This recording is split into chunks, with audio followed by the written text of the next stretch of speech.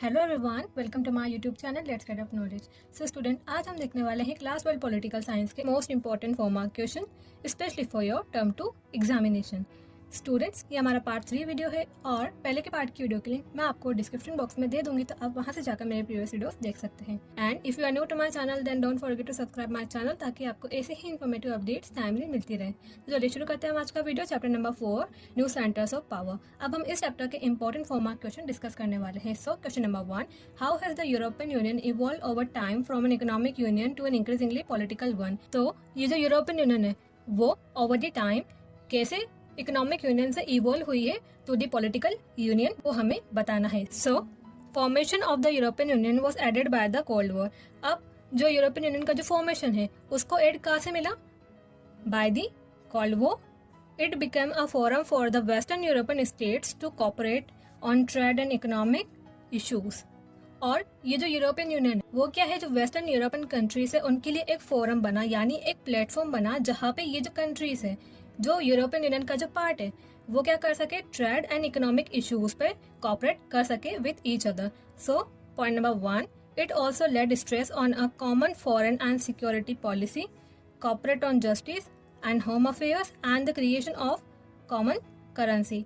अब किस तरीके से ये जो यूरोपियन यूनियन है वो over the time economic union से पॉलिटिकल यूनियन बनी है, तो वो हमें बताना है कि कैसे बनी है। तो इसमें क्या हुआ, स्ट्रेस दिया गया कि क्या हो, ये जो यूनियन है उसका common foreign and security policy हो, और वो क्या हो, कोऑपरेटिव हो, किस पे, on justice and home affairs, और क्या हो, ये जो यूरोपियन यूनियन है उसकी क्या हो, कॉमन करेंसी हो, उसके क्रिएशन पे भी इसमें एम्फेसिस या स्ट्रेस दिया गया। Now point number 2, it has also started to act more as a nation state। और ये क्या है, शुरुआत में क्या थी, एक इकोनॉमिक यूनियन थी, पर बाद में क्या किया, इसने एक्ट करना शुरू कर दिया as a nation state which give its a look like a political union। Point number 3, while the attempts to have a common constitution for the European Union have failed, still it has its own flag, anthem, founding date and currency. अब क्या है, ये जो European Union है उसमें जितने भी countries है उनके लिए क्या था, इसका अटेम्प्ट था कि वो क्या करें, उनके लिए कॉमन कॉन्स्टिट्यूशन बनाए, बट वो क्या हुआ, वो अटेम्प्ट फेल हो गया। बट स्टिल ये जो यूरोपियन यूनियन है उसका क्या है, खुद का फ्लैग है, एंथम है, फाउंडिंग डेट है और करेंसी है, जो कि क्या है, इसे एक पॉलिटिकल यूनियन का लुक देता है। Now point number 4, it also has some form of a common foreign and security policy in its dealing with other nations. अब क्या है, जो यूरोपियन यूनियन की जो कंट्रीज है उनका क्या है, अदर नेशन से डील करने में common foreign and security policy है। और यही जो 4 पॉइंट्स है ये शो करता है कि जो यूरोपियन यूनियन है वो over the time economic union से इवॉल्व हुई है to the political union. Now question number 2, highlight any 4 features of ASEAN. अब ये जो एशियान है उसके हमें 4 फीचर्स हाईलाइट करने हैं। So point number 1, to accelerate economic growth and through that social progress and cultural development. तो क्या था इसका फीचर कि इकोनॉमिक ग्रोथ तो करना, बट उसके साथ क्या करना, सोशल प्रोग्रेस करना एंड कल्चरल डेवलपमेंट करना। कहाँ पर, in the south east Asia region. Now point number 2, to promote regional peace and stability based on the rule of law and the union charter. और second feature क्या है इसका, कि regional peace and stability promote करना based on the rule of law, जो कि किस पे बेस्ड हो, रूल ऑफ लॉ पे बेस्ड हो, और किस पे बेस्ड हो, यूएन चार्टर पे बेस्ड हो। और ये यूएन चार्टर क्या होता है, कि इंटरनेशनल लॉ होता है जो कि यूएन की जो भी मेंबर कंट्रीज है उनको फॉलो करना पड़ता है। Point number 3, ASEAN country celebrated a non formal, non confronting, cooperative way of interaction known as ASEAN way. अब ये जो एशियन कंट्रीज है वो क्या सेलिब्रेट करती है, एशियन वे, जो कि क्या है, ऐसा फॉर्म ऑफ इंटरेक्शन है जो कि क्या है, नॉन फॉर्मल है, यानी अनऑफिशियल है, नॉन कन्फ्रंटिंग है और कोऑपरेटिव वे ऑफ इंटरेक्शन है, किसका, एशियन कंट्रीज का। Point number 4, in 2003 the Asian broadened its objective beyond the economic and social sphere by establishing the ASEAN Security Community, ASEAN Economic Community and ASEAN Socio-Cultural Community। तो क्या हुआ, इन 2003 Asian ने क्या किया, उसका जो ऑब्जेक्टिव था, जिस ऑब्जेक्टिव पे जो एशियन बना था, उसने उसके ऑब्जेक्टिव को ब्रॉडन कर दिया, यानी बड़ा कर दिया, beyond the economic and social sphere by establishing the Asian security community. कैसे किया बड़ा, बाय एस्टैब्लिशिंग, क्या क्या एस्टैब्लिश करके, Asian security community, Asian economic community and Asian socio cultural community.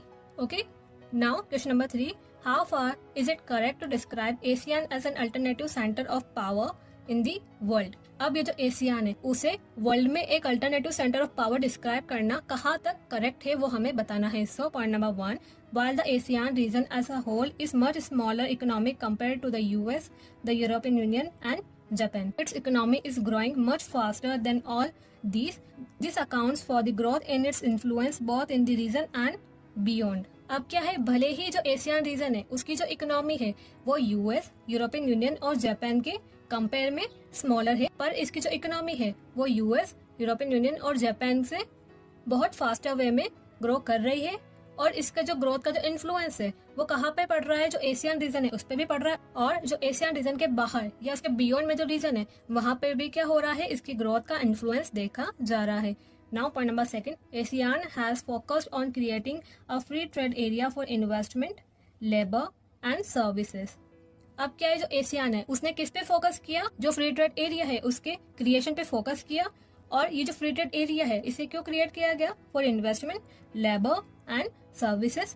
The US and China have already moved fast to negotiate free trade areas with ASEAN. और क्या है, जो यूएस और जो चाइना है वो क्या है, एशियान से फ्री ट्रेड के मुद्दे पर पहले से ही या ऑलरेडी नेगोशिएट कर रहे हैं। Point number 3, ASEAN is rapidly growing into a very important regional organisation.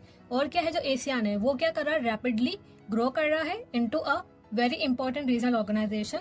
Its vision 2020 has defined an outward-looking role for ASEAN in the international community. और क्या है, जो इसका जो विजन है 2020 वो क्या है, जो एशियान को क्या देता है, आउटवर्ड लुकिंग रोल देता है in the international community. This builds on the existing ASEAN policy to encourage negotiation over conflicts in the region. Thus, ASEAN has mediated the end of Cambodian conflict and the East Timor crisis. और यही जो vision है इस वजह से क्या हो रहा है, जो एशियान की जो पॉलिसी है वो बिल्डअप हो रही है, और यही क्या कर रही है, जो एशियान है उसको एनकरेज कर रही है ताकि वो क्या करे, जो उनके रीजन में जो कॉन्फ्लिक्ट है उस पे नेगोशिएट करे। और इसी के चलते ही क्या है, जो एशियान है उसने कैम्बोडियन कॉन्फ्लिक्ट और जो ईस्ट टाइमर क्राइसिस है उसमें मीडिएट करा है। Now point number 4, the current economic strength of ASEAN, especially its economic relevance as a trading and investment partner to the growing ASEAN economies such as India and China, make this an attractive proposition. अब क्या है, जो ASEAN की जो current economic strength है, specially उसकी economic relevance की बात करें as a trading and investment partner, किसके लिए, to the growing Asian economies, जो एशिया रीजन में जो और जो इकोनॉमीज जो ग्रो कर रही है जैसे इंडिया एंड चाइना, उनके साथ जो एशियान का जो इकोनॉमिक रेलेवेंस है as a trading and investment partner, वो क्या है, एशियान को एक अट्रैक्टिव प्रोपोजिशन बनाता है। Fine. Now question number 4, why does ASEAN still remain principally an economic association. अब ये क्वेश्चन नंबर 3 था, इसमें हमने बात करी कि ASEAN as an alternative centre of power, और इस क्वेश्चन में हम बात करेंगे कि जो एशियान है वो प्रिंसिपली अभी भी क्या है, एक इकोनॉमिक एसोसिएशन ही है। अनलाइक यूरोपियन यूनियन जो कि शुरुआत में क्या थी, एक इकोनॉमिक यूनियन थी, पर बाद में क्या हुई, वो एक पॉलिटिकल यूनियन में इवॉल्व हो गई। तो ऐसा इसमें नहीं हुआ, ये क्या स्टिल अभी भी क्या है, इकोनॉमिक एसोसिएशन है। और ऐसा क्यों है वो हमें बताना है। So point number 1, Asian region as a whole is a much smaller economy compare to the European Union, the US and Japan. अब इसका मेजर रीजन क्या है कि जब हम पूरे एशियन रीजन की बात करें तो वो क्या है, उसकी इकोनॉमी यूरोपियन यूनियन, यूएस और जापान के कंपेयर में मच स्मॉलर है। दैट्स वाई भी क्या है, ये जो एशियन है वो स्टिल क्या है, इकोनॉमिक एसोसिएशन है। Point number 2, Asian economy is growing much faster than European Union, the US and Japan. और क्या है, साथ ही साथ इसकी जो इकोनॉमी है स्मॉलर होने के साथ साथ क्या है, फास्टर ग्रो कर रही है as compare to the European Union, the US and Japan. तो इसी वजह से भी क्या है, जो एशियन है वो अभी भी एक इकोनॉमिक एसोसिएशन ही है। Now point number 3, its objective is to create a common market and production base within ASEAN state. और क्या है, ये जो एशियन है इसका ऑब्जेक्टिव क्या है कि इसकी जो मेंबर कंट्रीज है और जो एशियन स्टेट्स है उनमें क्या करना, कॉमन मार्केट और जो कॉमन प्रोडक्शन बेस है उनको क्रिएट करना। तो इस ऑब्जेक्टिव की वजह से भी क्या है, जो एशियन है वो अभी भी क्या है, एक इकोनॉमिक एसोसिएशन ही है। Point number 4, it also wants to aid social and economic development in the region. और क्या है, ये जो एशियन है वो क्या है, चाहती है कि इनके रीजन में क्या हो, सोशल एंड इकोनॉमिक डेवलपमेंट हो। That's why point number 4, it also likes to improve the existing ASEAN dispute settlement mechanism to resolve economic disputes। और क्या है, जो एशियान है वो उसके जो इकोनॉमिक डिस्प्यूट्स है उसको रिजॉल्व करने के लिए क्या है, जो उनका existing Asian dispute settlement mechanism है उसको इम्प्रूव करने में लगी हुई है। दैट्स वाई भी क्या है, ये जो एशियान है वो अभी भी इकोनॉमिक एसोसिएशन ही है। Question number 5, China has been the fastest growing economy since the reform first began there, justify. अब इस क्वेश्चन में हमें एक स्टेटमेंट दे रखा है कि China has been the fastest growing economy since the reform first began there. तो ये स्टेटमेंट ये कह रहा है कि जब से चाइना में जो इकोनॉमिक रिफॉर्म्स लाए गए उसके बाद से चाइना क्या है, एक फास्टेस्ट ग्रोइंग इकोनॉमी है। तो इस स्टेटमेंट को हमें जस्टिफाई करना है। So point number 1, the Chinese leadership took major policy decisions in the 1970s. China ended its political and economic isolation with the establishment of relations with the US in 1972. अब China की जो leadership है उन्होंने major policy decision कौन सी year से लिए, 1970s। और फर्स्ट उन्होंने क्या किया, जो चाइना है उसका पॉलिटिकल एंड इकोनॉमिक आइसोलेशन क्या कर दिया, खत्म कर दिया, with the establishment of relations with the US in the year 1972। Point number 2, premier Zhou Enlai proposed 4 modernizations। अब ये जो 4 modernizations है वो किस किस में लाए गए, in agriculture, industry, science and tech and military in 1973। By 1978 the then leader Deng Xiaoping announced the open door policy and economic reforms in China. The policy was to generate higher productivity by investments of capital and technology from abroad। अब China का जो political economic isolation and करने के बाद तो वहाँ की leadership है उन्होंने सेकंड स्टेप क्या लिया कि वहाँ पे क्या किया, जो 4 मॉडर्नाइजेशन है उनको प्रपोज किया in agriculture, industry, science and tech and military. कौन सी ईयर में, इन द ईयर 1973। उसके बाद उन्होंने थर्ड स्टेप क्या लिया, जो वहाँ के जो लीडर थे उस समय डेंग जियाओपिंग, उन्होंने क्या किया, जो ओपन डोर पॉलिसी लाए वो, और साथ ही साथ क्या लाए, इकोनॉमिक रिफॉर्म्स लाए इन चाइना। और ये जो उनकी जो ओपन डोर पॉलिसी थी वो किस लिए थी, ताकि क्या हो, चाइना में अब्रोड से जो कैपिटल और जो टेक्नोलॉजी का इन्वेस्टमेंट हो उससे क्या हो, जो चाइना रीजन है उसमें हायर प्रोडक्टिविटी जनरेट हो। दैट्स वाई जो चाइना है वहां पर ओपन डोर पॉलिसी लाई गई। Now point number 3, the privatisation of agriculture in 1982 was followed by the privatization of industry in 1998। Economic reforms लाने के बाद प्राइवेटाइजेशन हुआ, पहले किसका हुआ, एग्रीकल्चर का, फिर उसके बाद हुआ इंडस्ट्री का। Trade barriers were eliminated only in special economic Jones where foreign investors could set up enterprises। और क्या हुआ, जो ट्रेड बैरियर्स है उन्हें सिर्फ और सिर्फ कहाँ से एलिमिनेट किया गया या कहाँ से हटाया गया, स्पेशल इकोनॉमिक जोन से ही हटाया गया, जहाँ पे क्या हो, जो फॉरेन इन्वेस्टर्स है वो क्या कर सके, उनकी जो एंटरप्राइजेस है वहां पर सेटअप कर सके। Now point number 4, the new trading loss and the creation of special economic zones led to a phenomenal rise in foreign trade. और क्या हुआ, जो चाइना में जो न्यू ट्रेडिंग लॉस लाए गए और साथ ही साथ जो स्पेशल इकोनॉमिक जोन्स का जो क्रिएशन हुआ उसकी वजह से क्या हुआ, चाइना है उसके फॉरेन ट्रेड में फिनोमिनल राइज यानी बहुत बड़ा राइज और कह सकते हैं ट्रिमेंडस ग्रोथ देखा गया। China has become the most important destination for foreign direct investment which is FDI। और इसी की वजह से क्या हुआ कि अब जो चाइना है वो क्या है, मोस्ट इम्पोर्टेंट डेस्टिनेशन बन गया है for what, for foreign direct investment. Now question number 6, while China's economy has improved dramatically, why has every Chinese not received the benefits of the reforms? Give any 4 reasons। अब हमने जो question number 5 है उसमें जो economic reforms है उनके positives के बारे में बात करी। अब ये जो क्वेश्चन नंबर 6 है इसमें हम जो इकोनॉमिक रिफॉर्म्स है उसके नेगेटिव्स के बारे में बात करेंगे। सो इस क्वेश्चन में ये बोला जा रहा है कि जो चाइनीज इकोनॉमी है वो क्या है, इकोनॉमिक रिफॉर्म्स आने के बाद उसने क्या किया है, ड्रामेटिकली इम्प्रूव किया है। यानी ये जो रिफॉर्म्स है इनका बेनिफिट चाइना के इकोनॉमी को तो मिला है, पर इसका जो बेनिफिट है वो हर चाइनीज को नहीं मिला है, और इसके 4 रीजन हमें देने हैं। सो क्या है इसके 4 reason. Point number 1, an annual growth rate of 2-3% in population meant the economic growth was insufficient to meet needs of a growing population.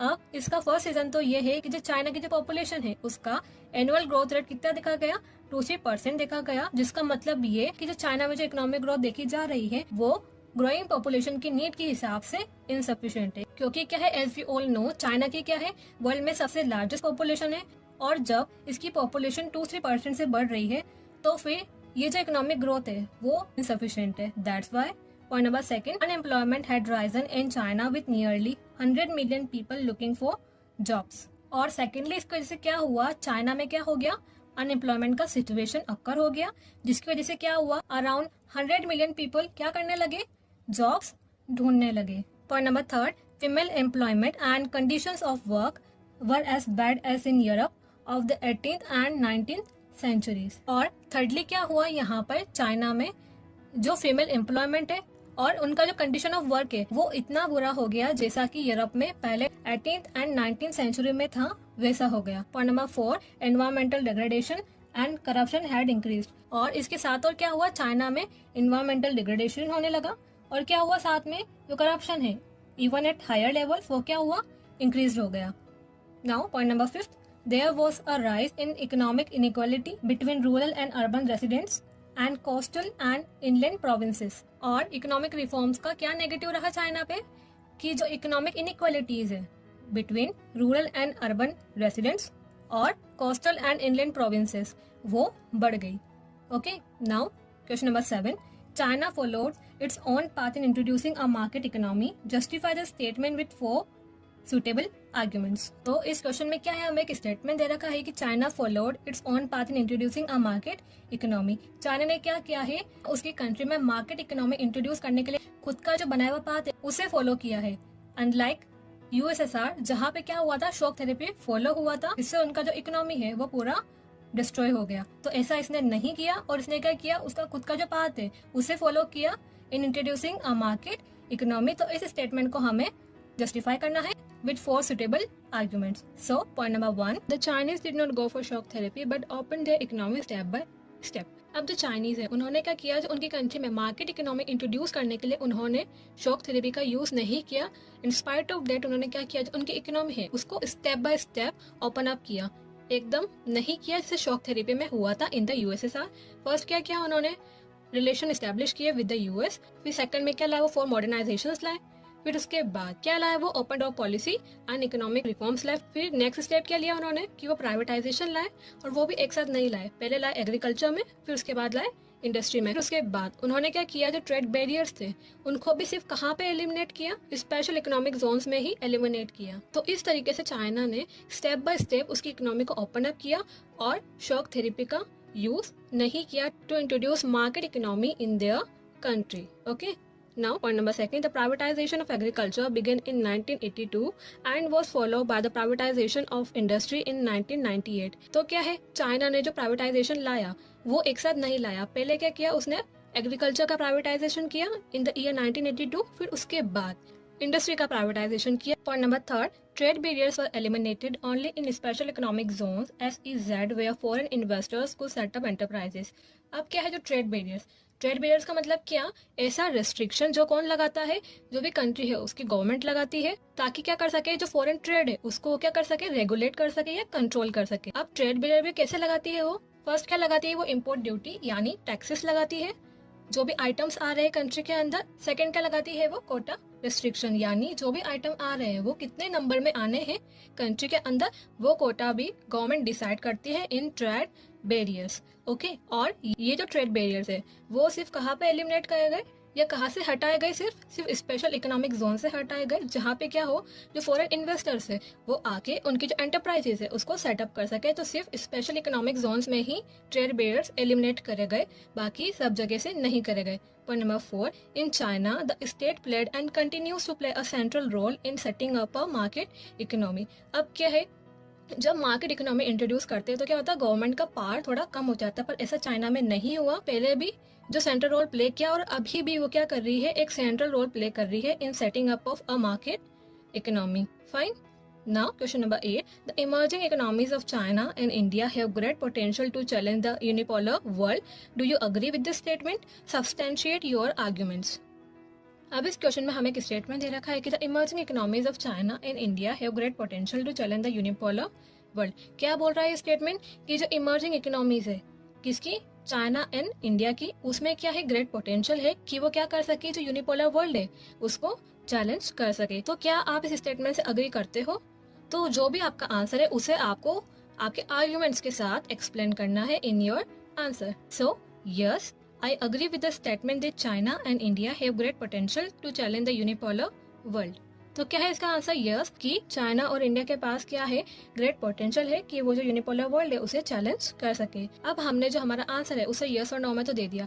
अब हम क्या करेंगे नेक्स्ट स्टेप में? अब आर्ग्यूमेंट्स देंगे कि हमने ऐसा क्यों कहा। So point number 1, the new economic policies of India and China have helped both the countries to break from the stagnation. अब क्या है, ये दोनों ही कंट्री में क्या हुआ था, जब स्टैग्नेशन आया था, इनकी कंट्री की जो इकोनॉमी है वो बढ़ नहीं रही थी, तो उस स्टैग्नेशन को ब्रेकआउट करने के लिए इन दोनों कंट्रीज ने ये क्या लाए? न्यू इकोनॉमिक पॉलिसीज लाए इनकी कंट्रीज में। Point number 2, creation of special economic Jones in both the countries have helped enormously in the increase of foreign trade. और इन दोनों ही कंट्री ने क्या किया, जो स्पेशल इकोनॉमिक जोन्स है उसके क्रिएशन पे फोकस किया, जिसने क्या किया, जो कंट्री है उनके फॉरेन ट्रेड को इंक्रीज करने में इनॉर्मसली यानी बहुत ज्यादा हेल्प किया। Now point number 3, both China and India have become the most important destination for foreign direct investment anywhere in the world. और क्या है, साथ ही साथ ये दोनों ही कंट्रीज क्या है, एक इम्पोर्टेंट डेस्टिनेशन बन गई है for foreign direct investment. Okay, now point number 4, at the international level, both India and China have adopted similar policies regarding the WTO, World Trade Organization. अब क्या है, ये दोनों ही कंट्री इंडिया एंड चाइना, इनकी क्या है, सिमिलर पॉलिसीज है regarding the world trade organisation. क्यों? क्योंकि ये दोनों ही क्या है, वर्ल्ड ट्रेड ऑर्गेनाइजेशन का मेंबर है। दैट्स वाई क्या है, इनकी सिमिलर पॉलिसीज है regarding the world trade organisation at the international level. Now chapter 5, south Asia and the contemporary world. अब हम इस चैप्टर के इंपॉर्टेंट फॉर्मा क्वेश्चन डिस्कस करने वाले हैं। So question number 9, state circumstances which were responsible for a full-scale war between India and Pakistan on the issue of liberation of Bangladesh in December 1971। अब इस क्वेश्चन में हमें ये बोला गया है कि जो बांग्लादेश है उसके लिबरेशन के मुद्दे को लेकर इंडिया और पाकिस्तान के बीच में ऐसे क्या सर्कमस्टांसेस क्रिएट हो गए थे कि फुल स्केल वॉर हुआ इन दिसंबर 1971। तो वो सर्कमस्टांसेस क्या थे वो हमें डिफाइन करने हैं इन our answer. So, circumstances which were responsible for a full-scale war between India and Pakistan on the issue of liberation of Bangladesh in December 1971 are as follows। तो क्या है वो? Point number 1, under military rule of General Yahya Khan, the Pakistan army tried to support the mass movement of Bengali police। अब क्या है, in the year 1971 Pakistan में क्या था, किसका मिलिट्री रूल था? जनरल याह्या खान का मिलिट्री रूल था। तो उन्होंने क्या किया, जो बंगाली पुलिस है वो जो ईस्ट पाकिस्तान में जो मास मूवमेंट कर रही थी उनके इस मूवमेंट को उन्होंने सपोर्ट किया। Now point number 2, this led to large scale migration into India. और इस मास मूवमेंट की वजह से क्या हुआ, बांग्लादेशी लोग उनका क्या हुआ, लार्ज स्केल माइग्रेशन हुआ into India. Point number 3, The government of India supported the demand of the people of East Pakistan for their independence। तो जो ईस्ट पाकिस्तान के लोगों की जो डिमांड थी फॉर देयर इंडिपेंडेंस, तो इस डिमांड को किसने सपोर्ट किया? जो हमारी गवर्नमेंट है उन्होंने सपोर्ट किया। Point number 4, the government of India help them financially and militarily. अब इस डिमांड को सपोर्ट करने में जो इंडिया है उन्होंने उन लोगों की फाइनेंशियली एंड मिलिटरीली दोनों ही तरीके से मदद करी। पर ये जो चीज है वो पाकिस्तान को अच्छी नहीं लगी और उन्हें लगा कि जो इंडिया है वो उनके इंटरनल मैटर में इंटरफेयर कर रहा है। तो इसी वजह से क्या हुआ, इन दोनों ही कंट्री के बीच में वॉर हुआ इन दिसंबर 1971 over the issue of liberation of Bangladesh. Okay, now question number 10, what led to the formation of Tamil militancy in Sri Lanka? What role has India played in checking this militancy? अब इस question में हमें ये पूछा जा रहा है कि तो श्रीलंका में ऐसा क्या हुआ कि जो वहाँ पर तमिल मिलिटेंसी का फॉर्मेशन हुआ और जो वो मिलिटेंसी है उसको चेक करने में इंडिया का क्या रोल रहा वो भी हमें बताना है। सो Point number 1, after its independence in 1948, politics in Sri Lanka was dominated by forces that represented the interest of the majority Sinhala community। अब जो श्रीलंका है वो इंडिपेंडेंट कौन से ईयर में हुआ था? इन द ईयर 1948। और उसके बाद से ही क्या हुआ, जो श्रीलंका की जो पॉलिटिक्स है वो वहाँ की जो मेजोरिटी कम्युनिटी है सिन्हाला कम्युनिटी उनके थ्रू डोमिनेटेड था। Sinhala were hostile to a large number of Tamils who had migrated from India to Sri Lanka and settle there. जो तमिल्स है वो इंडिया से आए हैं टू श्रीलंका और वहाँ पे सेटल हुए हैं, इसलिए ये चीज जो सिन्हाला कम्युनिटी है उनको पसंद नहीं थी और इसी बात को लेकर उनकी हॉस्टिलिटी थी या उनकी दुश्मनी थी from the Tamils. Point number 2, the neglect of Tamil concerns led to militant Tamil nationalism. और क्या हुआ, जो तमिल से उन्हें लगा कि जो उनके जो कंसर्न्स है वो नेग्लेक्ट हो रहे हैं, तो इसी वजह से क्या हुआ, जो वहाँ पर श्रीलंका में मिलिटेंट तमिल नेशनलिज्म हुआ। Point number 3, From 1983 onwards, the militant organization, the Liberation Tigers of Tamil Eelam (LTTE), has been fighting an armed struggle with the army of Sri Lanka and demanding Tamil Eelam or a separate country for the Tamils of Sri Lanka। और अब क्या है, 1983 के बाद क्या हुआ, एक militant organisation बना किसका? तमिल्स का। क्या नाम था उसका? The liberation tigers of Tamil Elam which is shortly denoted by LTT। Okay, और वो क्या कर रहा है? जो आर्मी है किसकी? श्रीलंका की, उनसे फाइट कर रहा है। और क्या थी इसकी डिमांड? तमिल एलाम की, जिसका मतलब क्या है कि जो श्रीलंका के जो तमिल्स है उनकी क्या हो? सेपरेट कंट्री हो। तो ये इनकी डिमांड थी। Point number 4. In 1987, the Indian government got directly involved in the Sri Lankan Tamil question. In 1989, the Indian peacekeeping force IPKF pulled out of Sri Lanka without attaining its objective. और क्या हुआ इन the year 1987? जो Indian government है वो जो Tamil question हो रहा था इन श्रीलंका, उस मैटर में डायरेक्टली इन्वॉल्व हो गई। और यही जो चीज है वो श्रीलंका को अच्छा नहीं लगा कि जो इंडिया है वो उनके इंटरनल मैटर में इंटरफेयर कर रहा है। तो उन्होंने क्या किया? इंडिया की जो पीस कीपिंग फोर्स थी वो जिस ऑब्जेक्टिव से श्रीलंका में आई थी उन्हें उनका ऑब्जेक्टिव फुलफिल किए बिना ही श्रीलंका से बाहर कर दिया गया। Now, question number 11. Name the principal players in the ethnic conflict in Sri Lanka. How do you assess the prospects of the resolution of this conflict? अब इस क्वेश्चन में हमें ये बोला गया है जो श्रीलंका है वहाँ पे जो एथनिक कन्फ्लिक्ट हुआ था उसमें कौन कौन से जो प्रिंसिपल प्लेयर्स है यानी कौन कौन से मेन प्लेयर्स है उनके हमें नाम बताने हैं। और साथ ही साथ श्रीलंका में ये जो एथनिक कन्फ्लिक्ट था उसके प्रोस्पेक्ट ऑफ रिजोल्यूशन यानी ये जो कन्फ्लिक्ट है इसके रिजोल्व होने के चांसेस को आप कैसे असेस कर पा रहे हो वो हमें बताना है इन आवर आंसर।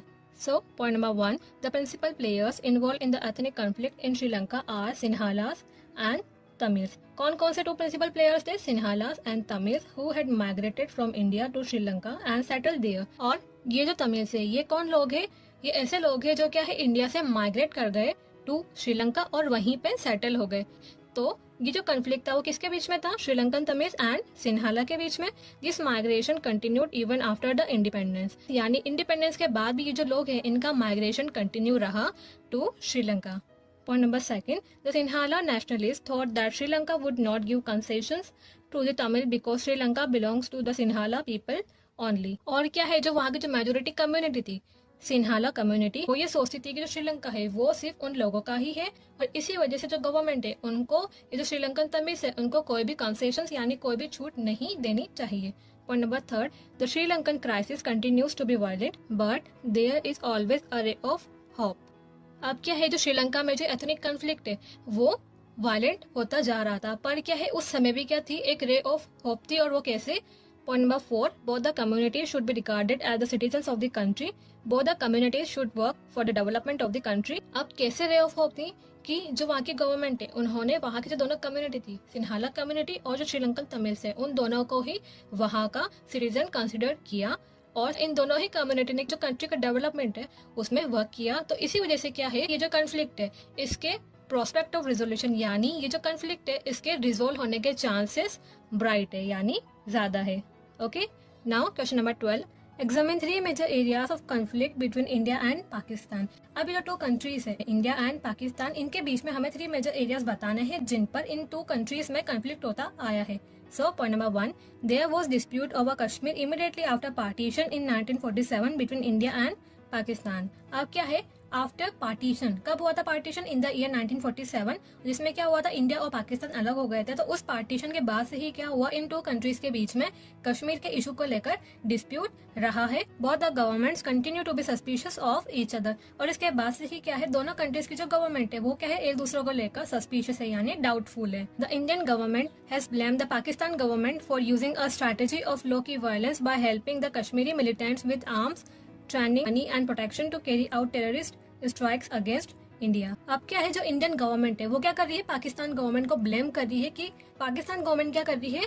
कौन सी स्ट्रेटेजी यूज कर रही है? स्ट्रेटेजी ऑफ लॉ की वायलेंस, यानी जो कहते हैं जो आमने सामने की लड़ाई है वो नहीं हो रही है। उसके बजाय क्या हो रहा है जो पाकिस्तान गवर्नमेंट है वो क्या कर रही है? जो कश्मीरी मिलिटेंट्स है उनकी हेल्प कर रही है। क्या दे रही है? उनको आर्म्स दे रही है, ट्रेनिंग दे रही है, मनी दे रही है और प्रोटेक्शन दे रही है कि ताकि वो क्या कर सके?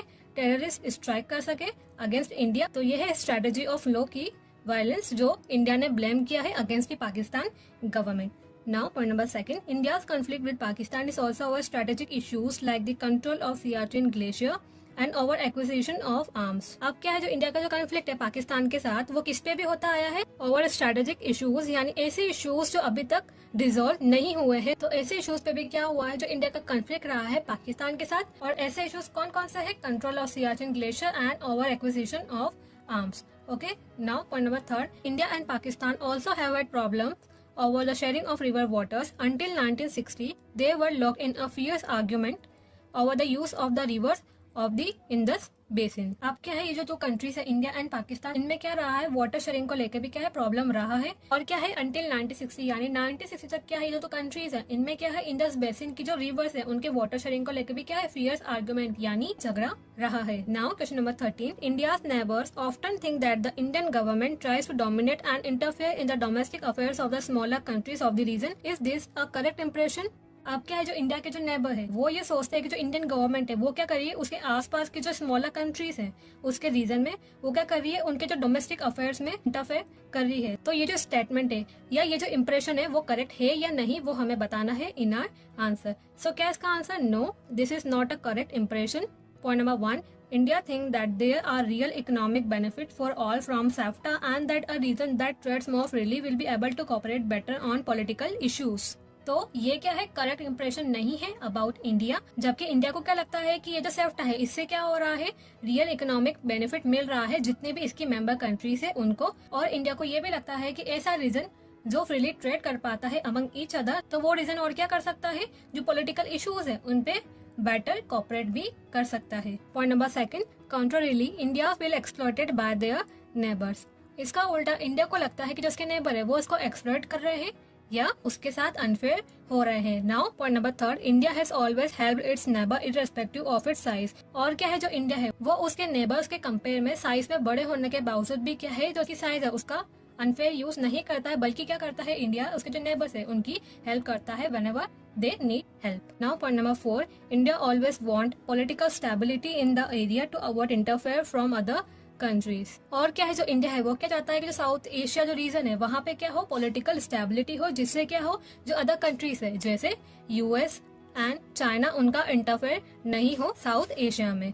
Now question number 14, why do the people in the SAARC countries share the aspiration for democracy. अब जो सार्क कंट्रीज के जो पीपल है वो क्यों एस्पायर कर रहे हैं कि जो उनकी कंट्री है उसमें डेमोक्रेसी होनी चाहिए। So point number 1, ordinary citizens rich as well as poor and belonging to different religions view the idea of democracy positively and support the institutions of representative democracy। अब क्या है, ये जो सार्क कंट्रीज है उनके लोग चाहे वो रिच हो या पुअर और चाहे वो डिफरेंट रिलीजन से बिलोंग करते हैं, वो क्या करते हैं, जो आइडिया है डेमोक्रेसी का उसे पॉजिटिवली देखते हैं और जो इंस्टीट्यूशन है रिप्रेजेंटेटिव डेमोक्रेसी के उनको सपोर्ट करते हैं। Now point number 2, they prefer democracy over any other form of government and think that democracy is suitable for their country. और ये जो सार्क कंट्रीज के जो लोग हैं वो अदर फॉर्म ऑफ गवर्नमेंट जैसे मोनार्की, डिक्टेटरशिप, इनसे ज्यादा क्या है, डेमोक्रेसी को प्रेफर करते हैं और वो ये सोचते हैं कि जो डेमोक्रेसी है वो उनकी कंट्री के लिए सुटेबल है। Now point number 3, democracy believes in negotiation and discussions. और क्या है, ये जो सार्क कंट्रीज के जो लोग हैं उनका डेमोक्रेसी के लिए वाइड स्प्रेड सपोर्ट इसलिए भी देखा जाता है क्योंकि क्या है, डेमोक्रेसी किस पे बिलीव करता है, नेगोशिएशन यानी बातचीत पे और डिस्कशन पे बिलीव करता है। That's why point number 4, it is transparent and provides freedom of expression and public opinion. और ऐसा इसलिए भी है क्योंकि जो डेमोक्रेसी है वो क्या है, ट्रांसपेरेंट है और क्या प्रोवाइड करता है वो लोगों को, freedom of expression and public opinion. That's why भी क्या है, सार्क कंट्रीज के जो लोग हैं वो वाइड स्प्रेड सपोर्ट देते हैं डेमोक्रेसी को। Now chapter 9, globalisation. अब हम इस चैप्टर के इंपॉर्टेंट फॉर्मल क्वेश्चन डिस्कस करने वाले हैं। So question number 15, explain any 2 positive and 2 negative effects of globalisation. अब हमें इस क्वेश्चन में जो ग्लोबलाइजेशन है उसके 2 positive and 2 negative effects explain करने हैं इन आर आंसर। सो फर्स्ट हम बात करेंगे इसके पॉजिटिव्स के बारे में और सेकंड हम बात करेंगे इसके नेगेटिव्स के बारे में। सो फर्स्ट हम देखते हैं पॉजिटिव्स। उसमें है point number 1, foreign investment flows into the domestic economy and domestic economy becomes strong and boisterous। तो फर्स्ट पॉजिटिव क्या है ग्लोबलाइजेशन का, कि इसकी वजह से क्या होता है, जो डोमेस्टिक इकोनॉमी है उसमें जो फॉरेन इन्वेस्टमेंट है उसका फ्लो होता है और इसकी वजह से क्या होता है, जो डोमेस्टिक इकोनॉमी है वो स्ट्रॉन्ग होती है और उसमें ग्रोथ देखा जाता है। Now point number 2, globalisation guarantees increase employment opportunities. It is a great blessing for those countries having very large population, example China and India. और क्या हो रहा है, सेकेंडली ग्लोबलाइजेशन की वजह से जो एम्प्लॉयमेंट अपॉर्चुनिटीज है वो क्रिएट हो रही है और ये ऐसी कंट्रीज को ज्यादा बेनिफिट कर रहा है जिनकी क्या है, लार्ज पॉपुलेशन है, जैसे China and India. Now point number 3, it increases cooperation and solidarity among business partners at international level. और थर्डली क्या हो रहा है, ग्लोबलाइजेशन की वजह से जो इंटरनेशनल लेवल पे जो बिजनेस पार्टनर है उनका कोऑपरेशन और सॉलिडारिटी यानी जो यूनिटी है वो इंक्रीज हो रहा है। नाउ अब हम इसके नेगेटिव्स के बारे में बात करेंगे। तो नेगेटिव्स में point number 1, it has widen income disparities by making rich richer and poor poorer. और इसका फर्स्ट नेगेटिव तो ये है कि जो इनकम डिस्पैरिटीज है, यानी जो इनकम इनइक्वालिटी है, वो लोगों के बीच में बढ़ती जा रही है। और इसी वजह से क्या हो रहा है, जो रिच है वो और रिच होता जा रहा है और जो पुअर है वो और पुअर होता जा रहा है। Now point number 2, it benefits only a small section of the society. और ये क्या है, सोसाइटी के स्मॉल सेक्शन को ही बेनिफिट कर रहा है, यानी कहने का मतलब ये जो रिच सेक्शन है सोसाइटी का उनको ही बेनिफिट दे रहा है mostly. Point number 3, it has led to force globalisation leading to economic ruin of the weaker countries. और थर्डली क्या हो रहा है, जो वीकर कंट्रीज है उनका इकोनॉमिक ruin हो रहा है, यानी जो उनकी इकोनॉमी है वो डिस्ट्रॉय या बर्बाद हो रही है because of the forced globalisation. Question number 16, how do per capita income and population growth affect the economic disparities in the world? Suggest any two ways to reduce economic disparity between the poor and the rich at the global level. अब इस question में हमें ये बोला गया है कि world के अंदर जो पर कैपिटा इनकम और जो पॉपुलेशन ग्रोथ है वो किस तरीके से इकोनॉमिक डिस्पैरिटी को अफेक्ट करते हैं वो हमें बताना है। और साथ ही साथ हमें क्या करना है, 2 वेज भी बताना है जिससे क्या हो, ये जो इकोनॉमिक डिस्पैरिटी है वो रिड्यूस हो eight global level. So, per capita income and population growth affect the economic disparity in the world as। अब जो per capita income और जो population growth है वो economic disparity को इस तरीके से affect करते हैं। Point number 1, high per capita income and low population growth make the rich countries get richer। अब क्या है, ऐसी कंट्री जिसकी क्या है पॉपुलेशन तो कम है पर जो पर कैपिटा इनकम है वो ज्यादा है, तो उससे क्या हो रहा है, जो कंट्री है वो रिच से और रिच होती जा रही है। Point number 2, on the other hand per capita low income and high population growth make poor countries get poorer. अब क्या है, ऑन द अदर हैंड हम बात करें तो ऐसी कंट्री जिसका क्या है, जो पर कैपिटा इनकम है वो तो कम है और जो पॉपुलेशन ग्रोथ है वो ज्यादा है, तो ऐसी कंट्रीज क्या हो रही है, जो पुअर है पहले से वो और पुअर होती जा रही है। नाउ अब हम कुछ वेज की बात करेंगे जो ये जो इकोनॉमिक डिस्पैरिटी है उसको रिड्यूस करने में हेल्प करेंगे at the global level. So point number 1, at the global level the poor countries hit by this economic disparity will have to decrease population growth and increase of income। अब क्या है, ऐसी poor countries जो global level पे ये economic disparity से सफर कर रही है, उन्हें क्या करना होगा, जो उनकी पॉपुलेशन ग्रोथ है उसको तो कम करना होगा और जो उनकी जो इनकम है उसे इंक्रीज करना होगा। Now point number 2, countries affected by economic disparity will have to make maximum use of their resources judiciously। They will have to strengthen their economic, political, social and cultural structures as to bridge the gap of economic disparity। और secondly क्या है, ये जो poor countries है उनको क्या करना होगा, जो उनके जो रिसोर्सेस है उनको जुडिशियस वे में यूज करना होगा, यानी सोच समझ के उसका बेस्ट यूज करना होगा। और साथ ही साथ ये जो कंट्रीज है इनके economic, political, social and cultural structure है उनको स्ट्रेंथन करना पड़ेगा, यानी और मजबूत करना पड़ेगा, जिससे क्या हो, ये जो इकोनॉमिक डिस्पैरिटी है इसके जो गैप है उसे ब्रिज कर सके। Now question number 17, explain any 4 negative consequences of globalisation for the people of India.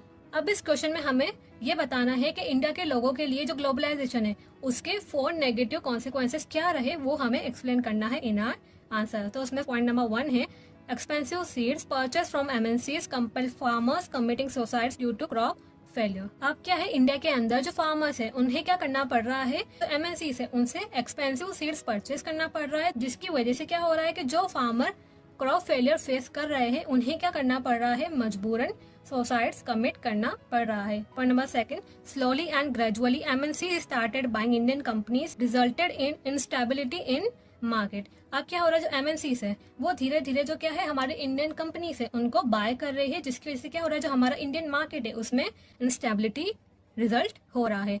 Now point number 3, while some advances were made in certain arenas, critical sectors such as health, housing and primary education did not receive the attention that deserve. अब क्या हो रहा है, जो globalisation की वजह से जो सर्टेन एरियाज है या सर्टेन एरेनास है उनमें क्या हो रहा है, एडवांसमेंट तो देखा गया पर जो कुछ क्रिटिकल सेक्टर है यानी इंपॉर्टेंट सेक्टर है हमारी इकोनॉमी के, उन्हें अटेंशन नहीं मिला जितना वो डिजर्व करते हैं, जैसे health, housing and primary education. Now point number 4, it reduces the state capacity to protect the interest of its poor. अब क्या हो रहा है, ड्यू टू ग्लोबलाइजेशन जो एमएनसीज है उनका मार्केट में जो रोल है वो बढ़ता जा रहा है, तो इसकी वजह से क्या हो रहा है, जो स्टेट कैपेसिटी यानी जो स्टेट की जो पावर है वो रिवन हो रही है या रिड्यूस हो रही है। और इसी वजह से क्या हो रहा है, ये जो स्टेट है वो वहाँ के जो पुअर है उनके इंटरेस्ट को प्रोटेक्ट नहीं कर पा रही है।